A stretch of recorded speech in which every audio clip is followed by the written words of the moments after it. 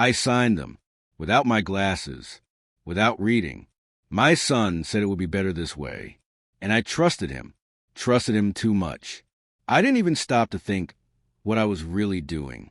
I signed because I wanted to make life easier. And, as always, I didn't notice how easily it was taken away from me. Just sign it, Dad, don't worry. Everything will stay the same, just simpler, for your peace of mind, he said. Dan stood in front of me, holding a stack of papers. I squinted at the print, but without my glasses I could barely make it out. They were lying on the table behind me, but I didn't bother reaching for them. After all, this was my son, and I trusted him. Before we continue, please subscribe to the channel and let us know where you're listening in the comments. I picked up the pen and signed without hesitation. I didn't want to look like some old man who needed everything explained to him again. Dan was quick, confident, didn't bog me down with details. He sounded right. I wasn't born yesterday. These were just formalities I'd left for him to handle later. I didn't want to waste time reading every line. He was a grown man, and I, just an old math teacher, stepping into the background while my son took responsibility. A few days went by, and I still didn't think it was anything serious. Dan went back to Seattle, and I stayed here in the house I had built with my own hands 35 years ago. Life went on as usual, though something felt off. During one of his rare calls, Dan complained again about rent in Seattle, housing prices, work stress. I listened, as always, with some pity, but said nothing. A week later, I went to the bank. I planned to withdraw a little money, household needs, some groceries. The terminal rejected my card. I thought it was just a glitch. Maybe the machine was broken. I called the bank hotline, but what I heard nearly stopped my heart. "There's a notice of incompetency on your profile," the voice on the other end said. At first, I didn't understand. What did that mean? Probably a mistake. Maybe my card had expired, but why hadn't they warned me? I asked the operator to check again, and he repeated, "Notice of incompetency." The words made no sense, but they struck deep. When I came home, I tried again to access my account online. Same result. Blocked. Something was wrong. Very wrong. The next day, when I tried again, I was told my access to the account had been suspended. That was when it hit me. Something had happened. Something I hadn't seen coming. That evening, a car pulled up outside my house. I didn't know then that it was the beginning of the end. Two strangers walked up to the porch, pulling out measuring tapes and snapping photos. I stood there, confused. "Are you selling?" one asked. I shook my head. "Your son told us you're selling," they explained calmly. "Selling? My house? The one I built? We're investors. We can make you a very good offer." Very good. Only then did it sink in. Something had gone terribly wrong. I never wanted to sell this house. This was my project, my life. I remembered Dan's casual remarks about my old stuff, how he acted like it wasn't worth anything anymore. But he was my son, and I had signed those papers. Since then, little changes piled up, each one a knife twist. I felt my strength slipping, my control fading. That night, sitting by the fireplace, I thought again about those documents. That signature. My son's look when he handed them to me. He hadn't told me everything. He had hidden it, and I'd been a fool to trust him. A week later, I discovered all my accounts were frozen. And soon after, strangers walked freely through my house, photographing every corner, measuring every wall. My house, my fortress, my life. Dan had sold me out without saying a word. I was no longer the master of my own home. I had lost everything, and this was only the beginning. But I didn't know yet that something much scarier was waiting for me ahead. A couple days later, I realized I could no longer ignore the changes. The house looked the same, but my mind was restless. I didn't know what was coming next, but my heart told me something was wrong. Dan called me a week later. His voice was calm, as if nothing had happened. He asked how I was doing, how the house was holding up. I told him everything was fine, though in truth I felt lost. I couldn't understand what had happened to my money, why my cards didn't work, and why strangers were suddenly showing up at my house. Just some sort of mistake, I guess. I thought, but the unease didn't let go. I went back to the bank. I needed answers. Why had I been locked out of my own account? They told me there was some kind of notice of incompetency filed against me, but no one could explain further. They denied me access to my funds. The hotline brushed me off, telling me to speak to a lawyer. With each passing day, it became clearer. Something serious had happened. I was stunned. Why me? I'd lived quietly for decades, on my own terms. How had I ended up in such a trap?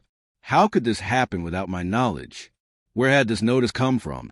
And why had it appeared right after I signed those papers? That evening I sat in my armchair, staring at the empty spot near the fireplace where a small table used to stand, the one I built myself years ago. I watched the firelight dance across the walls. Everything looked the same, but it suddenly felt like an illusion. I didn't know what to do. Each day I was losing more control over my home, over my life. The next day I went back to the bank. I had to get to the bottom of it. Standing in line, I realized the place felt different. The lobby was the same, the tellers the same, but to me it all looked foreign. I felt deceived, controlled, powerless. Decisions had already been made about me, and I had no say in them. That evening, I walked through the house, searching for some clue, some explanation, but it didn't feel like my home anymore. The armchairs, the tables, every corner, they all reminded me of the past, but now felt foreign. Everything I thought was mine suddenly felt temporary. Why did I ever sign those papers?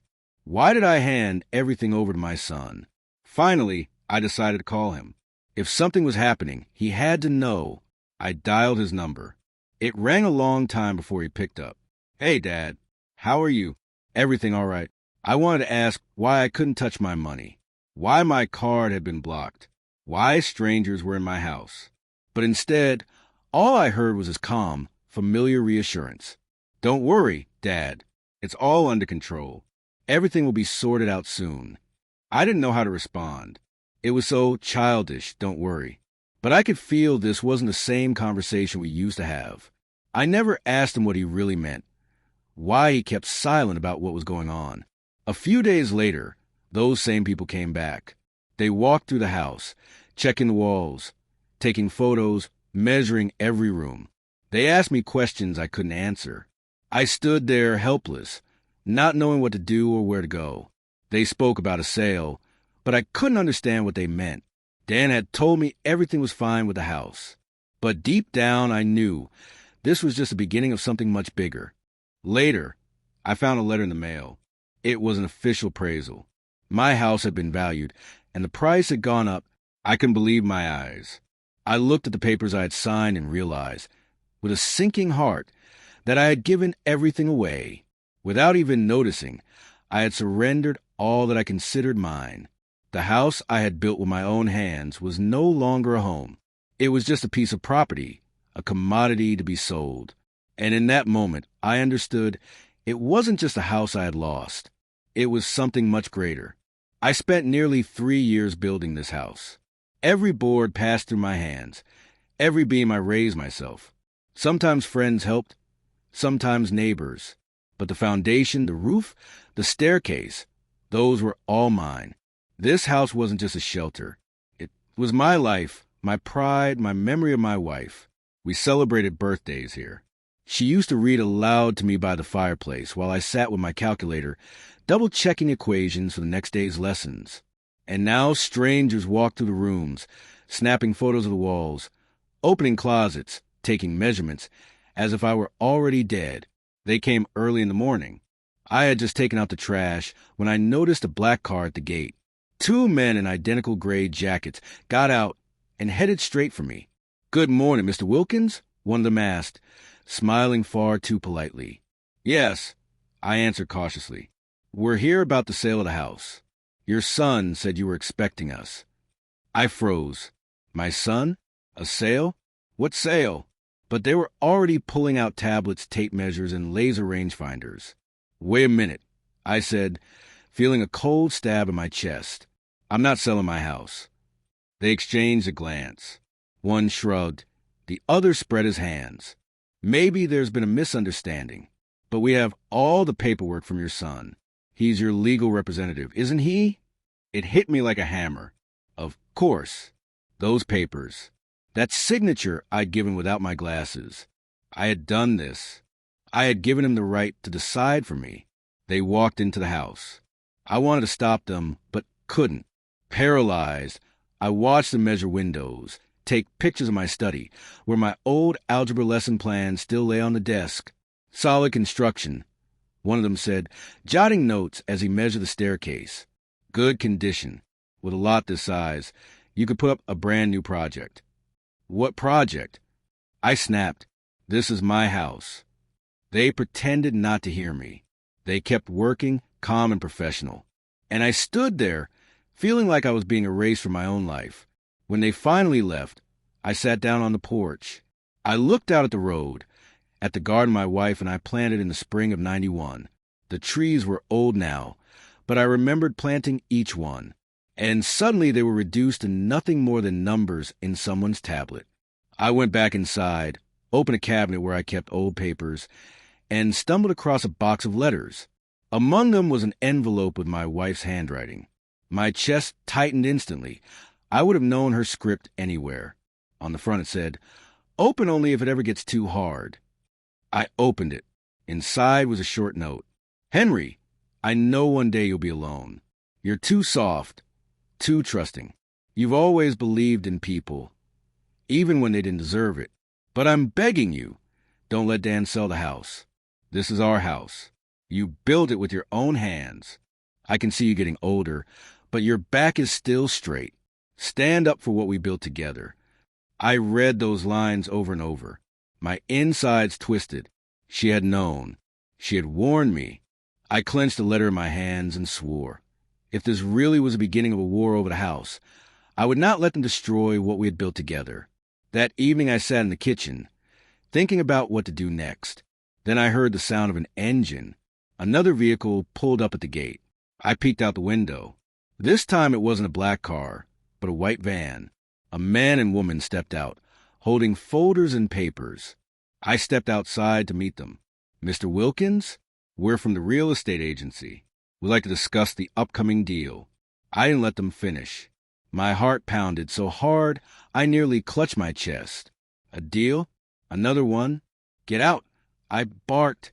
"There is no deal." They exchanged glances and, without arguing, went back to their van.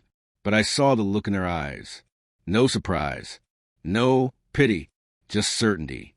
As if I were already out of the picture and my opinion no longer mattered. I went back inside, pulled out my wife's letter, and read it again by lamplight. In my head, only one phrase echoed, "Don't let him sell it." But how could I stop it when I had signed everything away myself? At that moment, I realized they weren't just preparing to sell the house. They were preparing to erase me. I sat in the kitchen with my wife's letter trembling in my hands, the paper rustling quietly between my fingers. Her handwriting firm, steady, slightly tilted to the right. All these years later, I still recognized every letter instantly. It felt like she was sitting right next to me, whispering the words, "Don't let Dan sell the house." I read them again and again, unable to shake the feeling that she had known everything in advance. When we built this house, she used to say, "Henry, these aren't just walls. This is our fortress, our mark." I laughed back then, joking, "A fortress without a moat or towers?" But she was right. Within these walls we had left our life, our happiness. And now, my own son, flesh and blood, was turning it all into just another line in his financial plans. I set the letter down on the table and poured myself a cup of coffee. My hands wouldn't stop shaking. I kept asking myself, why? He had never gone without. A good school, then college, then a career in a big company. Sure, he complained that life in Seattle was expensive, that rent ate half his paycheck. But to rob his father of his home for that was beyond comprehension. That evening I stepped out onto the porch. The air smelled of autumn, damp soil, dry leaves, and the faint smoke of chimneys in the distance. I sat on the bench and looked out at the garden. Every tree there I had planted myself. The cherry tree in the corner still stood, the one where I had hung a swing for Dan when he was 6. I remembered his laughter, his legs kicking in the air, shouting, "Higher, Dad!" Push me higher. And now that little boy had turned into a man, ready to throw me out of my own home. I went back inside and began rummaging through old boxes of papers. I pulled out bills, receipts, and photographs from when we built the house. I was young then, strong. My face dusted with cement powder, but my eyes burned bright. In one photo, it was me and my wife. She was wearing a headscarf, holding boards in her arms, smiling like it was the happiest day of her life. I remembered how she once said, "Henry, the important thing is that this house outlives us. Then we'll know we did it right." My chest tightened at the memories, but with the pain came determination. I wouldn't let our son destroy her dream. The next morning, I decided to call Dan. I wanted to ask him directly, face to face, why he was doing this. The phone rang a long time before he picked up. "Hey, Dad." His voice sounded tired, like he'd just woken up. "Dan," I said, try and keep my voice steady. "Why are you doing this?" "Doing what?" he answered, pretending not to understand. "You brought me those papers. I signed them. Now strangers are walking through my home, taking measurements, talking about a sale. What does it mean?" He was silent for a few seconds, then said, "Dad, this is for your own good. You can't handle the place on your own anymore. The house is too big. You'll be better off in an apartment, with someone looking after you." With someone looking after me? I nearly shouted. "This is my house. I built it with my own hands." "You don't understand," he cut me off coldly. "It's already been decided." The line went dead. I sat there gripping the phone, not believing what I just heard. It's already been decided. As if my word no longer mattered at all. I pulled out my wife's letter again. I read it, and something inside me shifted. I had always been soft, trusting. I had always believed family was sacred. But now I saw the truth. If I didn't stand up for myself, if I didn't stand up for this house, they would erase me completely. That night, I hardly slept. I wanted the rooms, switching lights on and off. The walls felt heavy, pressing in on me. It was as if the house itself was waiting for me to act. And the next morning, the blow came. A car pulled up to the gate. This time, it was Dan with his wife. I saw them from the window. They got out, whispering to each other, and walked into the yard. I almost stepped outside, but stopped at the door, listening. "We need to speed things up," she said. "As long as he's still sharp, it's going to be harder." "Don't worry," Dan replied. "By fall, we'll move him out. The house has to be cleared. This is our chance." I froze. The ground seemed to vanish under my feet. They weren't just talking about the house. They were talking about getting rid of me, my own son, and his wife. I stepped back into the house, my heart pounding so hard it rang in my ears. At that moment, I realized it wasn't about the house anymore. They wanted to get rid of me. I stood behind the door, listening to my son's words, and felt everything inside me collapse. We'll move him out by fall. The house needs to be cleared. This is our chance. Like a hammer to the skull. It took me several minutes just to breathe again. I went back to the living room, sank into my chair, and closed my eyes. In my head echoed her words, the ones in the letter. Stand up for what we built. I understood now. It wasn't just about the house. It was about my life. They really were planning to get rid of me, like an old piece of furniture. But I'd been a math teacher for 40 years. I knew any problem could be solved if you broke it down step by step. Panic is chaos. And I had spent a lifetime teaching children how to fight chaos with numbers and logic. I had to pull myself together. The first step was proof. I knew if I simply told people, "My son wants to get rid of me," no one would believe me. To the outside world, I was just another old man, maybe imagining things because of loneliness. I needed evidence. I remembered one of my students. Well, a former student. Michael Brown. Quiet kid. Always sat in the back row. But his hands were always busy with gadgets. 20 years ago, he'd bring in homemade devices, tinkering with cameras made out of spare parts. Last I heard, he'd become an engineer, working in security systems of all things. I dug out his number from an old address book and dialed. "Michael?" "This is Mr. Wilkins," I said when he answered, "Mr. Wilkins? My God, it's been years." His voice was surprised but warm. "How are you?" "I need help," I said quietly. "Serious help." He came that same evening. Tall, confident, a thick beard and a laptop under his arm. We hugged, and for the first time in weeks, I felt like I had an ally. "What's going on?" he asked once we sat in the kitchen. I told him everything. About the documents, the bank, the strangers measuring the house, and finally, the conversation I overheard between my son and his wife at the gate. Michael was silent, nodding, listening. Then he said, "You need hard proof. If this is real, we have to record it. Cameras, audio, so no one can say you're making it up." We walked through the house together. He showed me the best spots for tiny cameras. The entryway, the living room, the kitchen, my study, all discreet, invisible.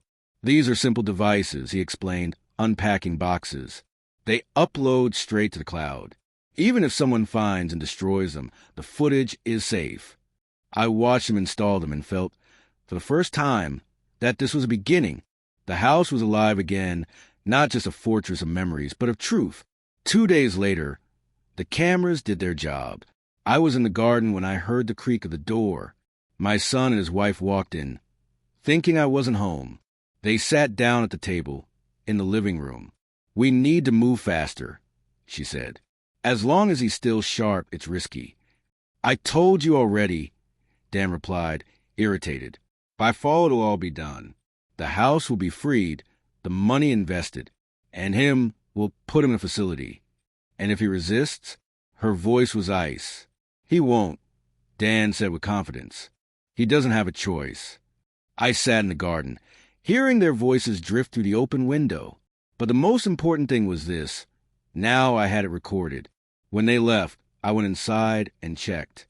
The living room camera had caught every word. I listened to it again and again. My son, my own son, talking about me like I was a problem, an old man to be put away. I wanted to cry, but I couldn't. Instead, something hardened inside me. I had proof. I had a chance. I sat at the table, staring at the laptop, wondering what to do next. Should I go to the authorities?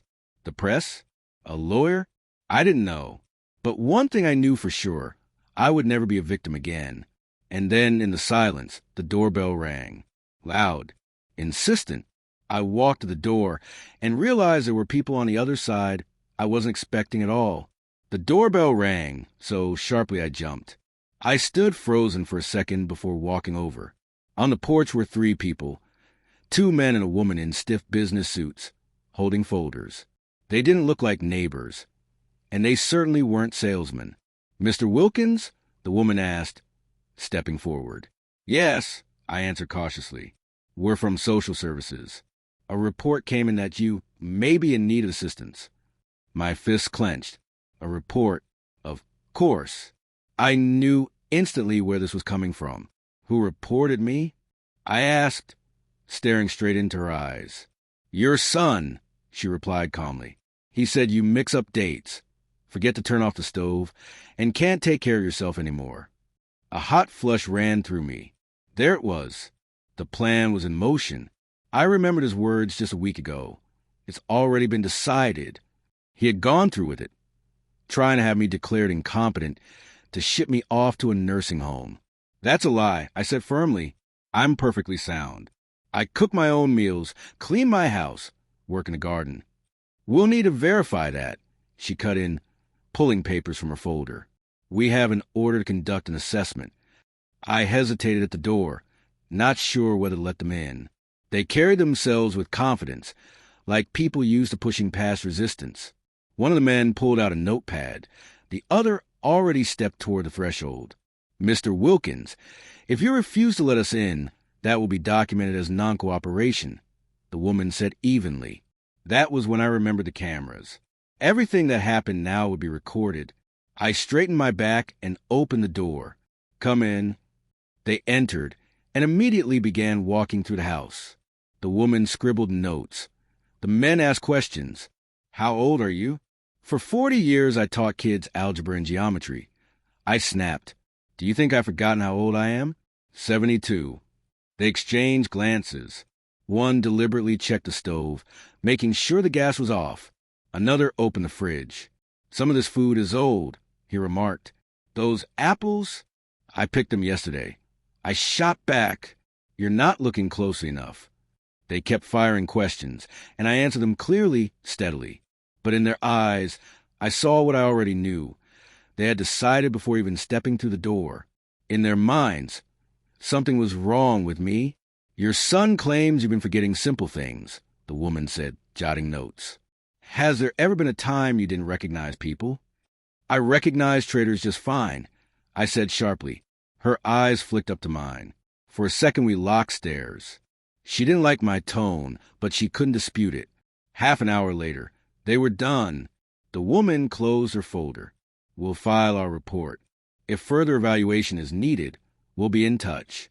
They left, and the house fell silent, heavy. I sat in the kitchen, staring at the little green blinking light on the camera.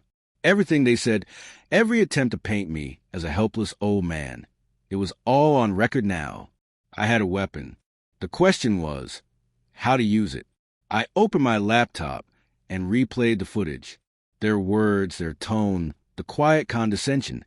It made my blood boil. This wasn't just betrayal. This was an attempt to erase me from my own life. I poured myself a cup of tea, but my hand shook so badly, the cup rattled against the saucer. In my head, my wife's words echoed. You're too soft, but your back is still straight. It was as if she was right there, urging me. Fight. And I understood I had to act. Sitting and waiting until they hauled me off to some cozy facility was an option. I had evidence, and I knew exactly where to take it. The next day I gathered the recordings, my wife's letter, a few old documents, and went to the local TV station. A young reporter, maybe 25, listened to me with initial skepticism. But when I showed him the video, his face changed. This is a bombshell, he whispered. Your son, he's an IT, right? Perfect. People need to see this. We agreed.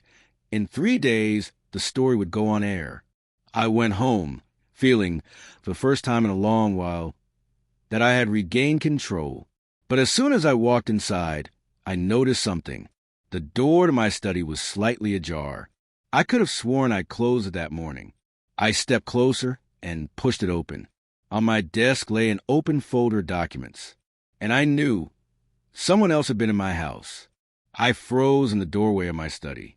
The door was cracked open. The folder on my desk spread out.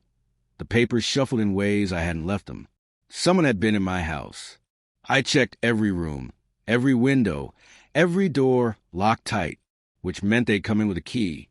And who had won? Dan. I sat at the desk and stared at the papers. My insides boiled. First, strangers walking through my home. Then, social workers trying to paint me as some senile old man. And now this. Yesterday I had wavered, wondering if I should really push forward. But now there was no doubt left. I turned on my laptop and replayed the camera footage. The visits, the conversation between Dan and his wife, the social services interview, all of it recorded. But the most important thing wasn't just the facts. It was the tone, their cold voices, their indifference as they discussed my fate. I knew if people heard this, they would be on my side. I called the journalist I'd met with. His name was Chris. His voice on the phone sounded tired, but firm. Mr. Wilkins, I've got everything lined up. The story will air in 3 days during the evening broadcast. We'll emphasize that your son is trying to take your home and your freedom. Don't sugarcoat it. I told him. Tell it exactly as it is. I understand, he said. Those 3 days dragged on endlessly. I tried to distract myself, worked in the garden, fixed the old gate, sorted through tools in the shed. But inside me the storm raged on. Every move I made, I thought, they want me gone. They think I'm weak. But I'll show them. Finally, the day of the broadcast arrived. At exactly 6, I turned on the TV. A young woman with a serious face sat at the anchor desk. And then the story began. The first images were of my house. My voice narrated how I had signed documents without putting on my glasses. Then, the clips from the hidden cameras. Clear voices of Dan and his wife. We'll move him out by fall. The house needs to be cleared. This is our chance. I sat in my chair, goosebumps running up my arms. This wasn't just exposure. It was a blow. Direct. Devastating. The anchor spoke about the public outrage the story had sparked. Experts weighed in. A textbook case of elder exploitation for property. One lawyer said on air. If the fact are confirmed, the son could face criminal charges for fraud. I turned off the TV and leaned back. For the first time in a long while, I felt like I could breathe freely. I had made my move. I was no victim. But the relief didn't last. The next day, my phone lit up nonstop. Some calls were supportive, old students, neighbors, even strangers. Others were threats. You've destroyed your son's career. You'll regret going against your own family. I listened, knowing I had stepped onto dangerous ground. That evening, a car pulled into the yard. I looked out the window. It was Dan. He slammed his door so hard the birds scattered from the fence. His face was twisted with rage. "Dad!" he shouted from the driveway, not even bothering to come closer. "Have you lost your mind? You made us a laughingstock. Do you have any idea what you've done?" I stepped onto the porch, looked at him calmly, though inside I was shaking. "I did what I had to do," I said. "You tried to steal my house, tried to erase me. Now everyone knows who you are." His fists clenched. His wife sat in the car, yelling something I couldn't make out. "You'll regret this," Dan said quietly, but with a chill that went straight to my bones. "You think you've won? This is only the beginning." He spun around, got back in the car, and peeled out, gravel spraying behind him. I stood there, watching his tail lights disappear. Back inside, I locked every door and bolt. That night, I pulled out my wife's letter again. "Your back is still straight." I whispered, "I'm holding on, sweetheart, but the storm is coming." 2 days later, I learned Dan had filed an official petition in court to have me declared legally incompetent. The documents listed memory loss, a danger to himself, incapable of self-care. I sat with the papers on my knees, the ground falling away beneath me. This wasn't bluster anymore. They were going in for the kill. But right then, the phone rang. On the line was someone offering me a way to outmaneuver my son and cut him out of everything. The phone rang late at night. I picked it up cautiously, bracing for another threat. But the voice on the other end was calm. "Steady, Mr. Wilkins? My name is Richard Bailey. I'm an attorney. I saw your story on the news. I have an idea that could change your situation." I stayed silent, listening. Lawyers don't usually call out of the blue, but there was no fake charm in his voice, just certainty. "If you're willing to meet," he went on, "tomorrow at 10 a.m., my office on Main Street, number 17. I agreed. The night passed in restless turns, but in the morning I took the bus downtown. His office was in an old brick building. Bailey himself was about 50, silver at the temples, dressed in a plain suit with none of the flashy arrogance I'd come to expect from lawyers. "I'm not the kind who chases after other people's money," he said right away as we sat down. "But for years I've helped older clients protect their property from ambitious heirs." He spread some papers across the desk. "Your son holds a power of attorney you signed. It gives him too much authority. But you still have one move left. You can set up a trust." "A trust?" I repeated. "Yes, a legal arrangement where your property doesn't pass directly to an heir, but into a fund managed by rules you dictate. You decide who gets the house, the money, and under what conditions. And my son, your son gets nothing, if that's your decision," he said firmly. "Everything could go to your grandchildren, but only when they turn 25. I sat there in silence. I'd barely seen my grandkids. Dan rarely brought them around. But they were still mine, and I knew they deserved a chance to know the house where their father grew up, even if Dan himself no longer deserved it. "How long will this take?" I asked. "We can prepare the paperwork within a week, but the signing, we could do it tomorrow." I glanced out the window. The city bustled below, people rushing by, but to me, time seemed to freeze. My wife's words came back to me. Stand up for what we built. This was my chance to do exactly that. Do it, I said. The following days were filled with papers and consultations. We went through every detail: the house, the land, my savings. Everything went into the trust, accessible only to the grandchildren once they reached 25. Dan and his wife wouldn't see a cent. This should resolve it, Bailey said as I signed the final page. Even if your son tries to have you declared incompetent, the trust is already in force. For the first time in a long time, I felt a weight lift. I had protected what I built, not for myself, but for the future. But victory tasted bitter. The next day, Dan called. His voice trembled with rage. You think you're clever? Think you outmaneuvered me? I protected what belongs to our family, I answered calmly. Family? He barked a laugh. You're not part of this family anymore. Remember that, Dad. If this is war, you won't survive it. I hung up. My heart pounded so hard I felt it in my temples. But I knew he couldn't undo what I'd done. That evening I sat in the garden, watching the sun sink beyond the horizon. I thought about my grandchildren. Maybe one day they'd come and see the house. Maybe they'd understand what I fought for. And then I noticed movement near the gate. I stood, walked closer. Hanging on the fence was an envelope. White. No stamp. No address. I opened it. Inside was a photograph. It was me, sitting in the garden, taken today, just hours ago, which meant someone had been watching me, and they had been closer than I ever suspected. I held the photograph in my hands and couldn't look away. There I was, sitting in the garden, in that same chair by the apple tree. The picture was fresh, taken from just beyond the fence. I turned around. The yard was empty, the street too. Only a light breeze stirred the leaves. But my chest tightened. I was being watched. All night I tossed and turned, wondering who had done it. Dan? His wife? Or had they hired someone? If they were already watching me, then things had reached a new stage. Taking the house through paperwork wasn't enough. They wanted to erase me completely. I remembered the word from my wife's letter. You're too soft, Henry, but your back is still straight. I had no right to give up. Not now. In the morning, I called Dan. My voice was calm, though inside I was boiling. Son, come over for dinner. Tonight, you and Sarah. I want us to talk, as a family. There was a pause on the other end. Then he said, Fine, we'll come. I spent the entire day preparing. I brought out the old china my wife and I had saved for special occasions, the embroidered tablecloth she had made. I bought meat, vegetables, wine. Everything looked as if it were meant to be a warm family evening. But I was setting a trap.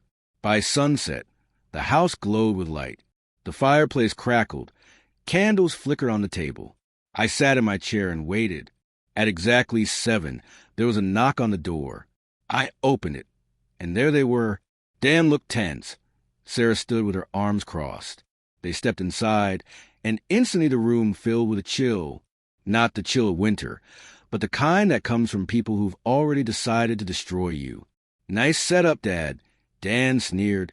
Family should sit at one table. I answered. We sat down. I poured the wine, served the food. Conversation stalled. Sarah stayed silent, pushing food around her plate with fork. Dan kept throwing me sharp, angry glances. So why are we here? He finally asked. You calling us to apologize? No, I said evenly. I called you here to show you the truth. I stood and turned on the projector. The wall lit up with footage from my laptop. First, their visit to the house. Their voices played clearly. We'll move him out by fall. The house has to be cleared. This is our chance. Sarah went pale. You recorded us? I defended myself. I said, I knew what you were planning. Dan jumped up. You set us up. The whole town is whispering about us now. I showed people who you really are. I said. Sarah rose from her chair without a word. I'm not part of this, she spat and walked out. Dan stayed. He stood there, fists clenched. I looked at him and didn't recognize him. This wasn't a little boy I once pushed on the cherry tree swing. This was a stranger. You think you've won, he hissed. You won't get away with this. You won't. He grabbed a glass from the table and hurled it against the wall. It shattered into 100 pieces. I didn't flinch. I just met his eyes. I've already won, Dan, I said quietly. I took from you the one thing you wanted most. The house isn't yours. It never will be.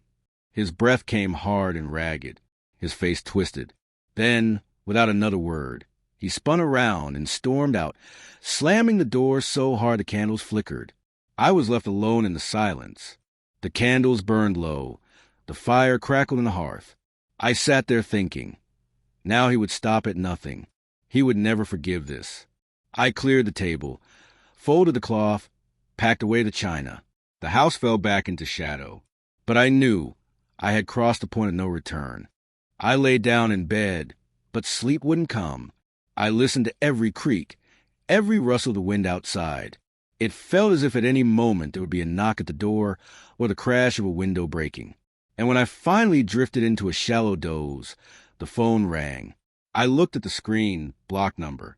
I answered. A hoarse, unfamiliar voice said, "Old man, you'd better leave. Tomorrow might be too late." I lowered the phone from my ear and realized the threat was no longer just from my son. Someone else had entered the game. I stared at the phone for a long time, listening to the silence after that ominous call. But the longer I sat, the clearer it became. I had done everything I was supposed to do. My life belonged to me again. Not to my son, not to the authorities, not to strangers, but to me alone. I walked slowly through the house, stopping in each room. In the living room, the faint smell would still lingered, the same boards I'd sanded 35 years ago. In my study, old lesson plans and books still lay scattered, remnants of my years as a teacher. On the nightstand in the bedroom was my wife's photograph. I picked it up and gazed into her eyes for a long while. "I did it, sweetheart," I whispered. "We kept the house safe. It will go to the grandchildren when they're grown. And me, I'll take my own path now." I sat down at the table and wrote one final letter. There was no anger in it, only calm. "You wanted everything, Dan, but now you have nothing. No house, no name, no father. Everything I had, I protected. What you've lost, that was your choice." I left the letter on the mantel, where the family photographs had always been. That was where it belonged. I packed a small bag. A few clothes, my documents, my wife's picture, and her ring. Everything else I left behind. Things are just things. What mattered most was already done. In the morning, I stepped out of the house lightly. At the gate, I paused, rested my hand on the warm wood, and said softly, "Thank you. You were a good home." I didn't walk down the main street, not wanting the neighbors to ask questions. Instead, I cut through a side road until I reached the highway. I flagged down a bus and climbed aboard, taking a seat in the very back. No one paid attention to an old man with a small suitcase. The road stretched on, carrying me farther and farther away, and with every mile I felt lighter. Fields, forests, open sky flashed past the window. In my chest there was a quiet warmth. I had done what I had to do. A couple of days later, I arrived on the coast. I rented a modest room in a seaside motel. Every morning I walked to the waterfront and listened to the ocean. The gulls cried overhead. The air smelled of salt and wind. I stood there thinking, this is what peace feels like. I bought a postcard with a picture of the ocean and sent it to my son. On the back, I wrote only a few words. "The old man still breathes, and he smiles." When I dropped into the mailbox, I felt a sense of finality. Everything that needed to be done was done. The house was safe. My name unsullied. My wife would have been proud. And at last, I allowed myself to smile. If you like this story, please like this video. Subscribe to the channel and share your impressions of this story in the comments.